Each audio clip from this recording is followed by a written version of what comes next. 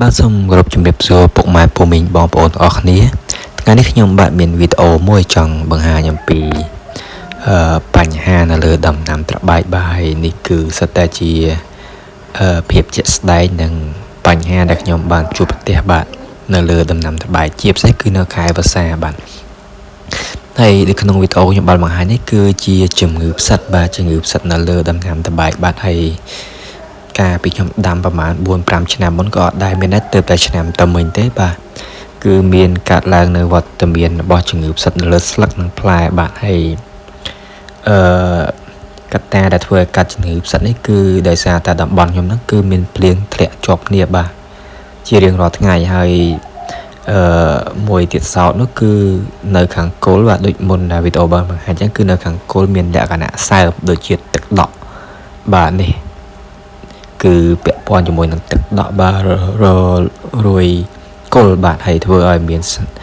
ជំងឺផ្សិតនៅលើស្លឹកបាទហើយ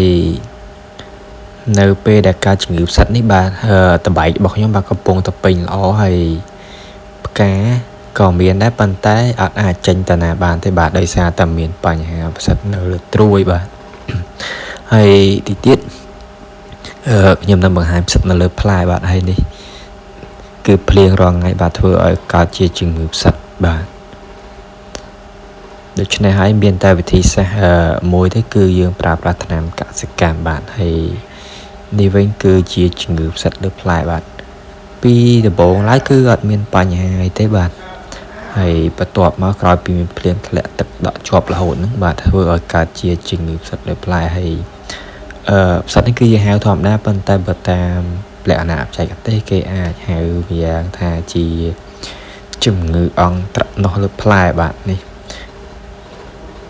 បាទនេះដូចបានឃើញអញ្ចឹងបាទនេះគឺជាតបែកគីមជូបាទប៉ុន្តែបញ្ហាជំងឺផ្សិតនេះគឺពិបាកទប់ណាស់ដោយសារតែតំបន់ខ្ញុំគឺភ្លៀងរាល់ថ្ងៃពេលហ្នឹងបាទហើយនេះគឺជាបទពិសោធន៍ជាក់ស្ដែងបាទដែលខ្ញុំលើកមកបង្ហាញហើយអានេះទូទៅខ្ញុំហៅថាជំងឺរលាកផ្លែបាទហើយប៉ុន្តែវាបង្កមកពីពពួកផ្សិតដែរបាទអាស្រ័យទៅលើកត្តាអាកាសធាតុហើយកត្តាចង្រៃនេះមួយទៀតគឺជាសត្វដែរសត្វវាទៅជក់ក្តឹបផ្លែតបែកបាទយកជាតិផ្អែមធ្វើឲ្យផ្លែតបែកហ្នឹងខូចតិចទៀតខ្ញុំដាក់ការផ្លាញទៅលើផ្លែបាទហើយកើតជាពិសេសគឺកើតនៅលើពូជផ្លែតបែករ៉ូប៊ីបាទពោលក្នុងយកាខ្ញុំហ្នឹងមានតបែកអត់ក្របតបែកគីមជូនិងតបែករ៉ូប៊ីហើយតបែករ៉ូប៊ីគឺជាតបែកមួយប្រភេទដែលមានរសជាតិឆ្ងាញ់ហើយភាគច្រើនគឺវាទៅបំផ្លាញក្តឹបតបែករ៉ូប៊ីបាទហើយចាំមើលបាទហើយខ្ញុំអត់យល់ថាវាកើតមកពីអីដែរពេលខ្លះខ្ញុំព្យាយាមរកវាអត់ឃើញហើយនេះដូចជាសត្វកន្លាតអញ្ចឹងហើយចាំមើលទីទៀតបាទខ្ញុំនឹងដាក់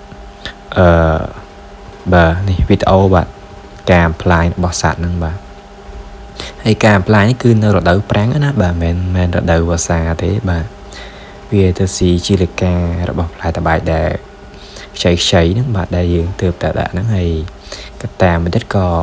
ពិបាកក្នុងការទទួលដែរគឺប្រភេទចៃសបាទចៃសវាកើតឡើងនៅតែរដូវប្រាំងបាទនេះគឺរដូវប្រាំងដែលកើតចៃសលើស្លឹកលើផ្លែហ្នឹងបាទហើយខ្ញុំចុងវីដេអូបាទខ្ញុំនឹងធ្វើការដាក់នៅសារធាតុថ្នាំមួយចំនួនបាទដែលជាវិធីសាស្ត្រគីមីអត់មានធម្មជាតិទេបាទព្រោះអីដល់ដំណាក់កាលនេះគឺអាចប្រើប្រាស់គីមីយើងអាចបាញ់នៅមុនពេលចាប់ផ្ដើមរដូវថ្មីបាទនេះសារធាតុសម្រាប់សត្វអត់មានដូចជាថៃមេទូសាបុយប្រូវីស៊ីនអេមីដាក្លឬក៏អាសេតាមីព្រីបាទបាញ់ទៅលើប្រភេទសត្វស្លាបសត្វម្សៅបាទហើយសារធាតុញ៉ាំជំងឺខ្ញុំសូមរីកមិនបាទណែនាំឲ្យប្រើម៉ង់កូសេតមេតាឡាស៊ីលពួកអីខ្ញុំធ្លាប់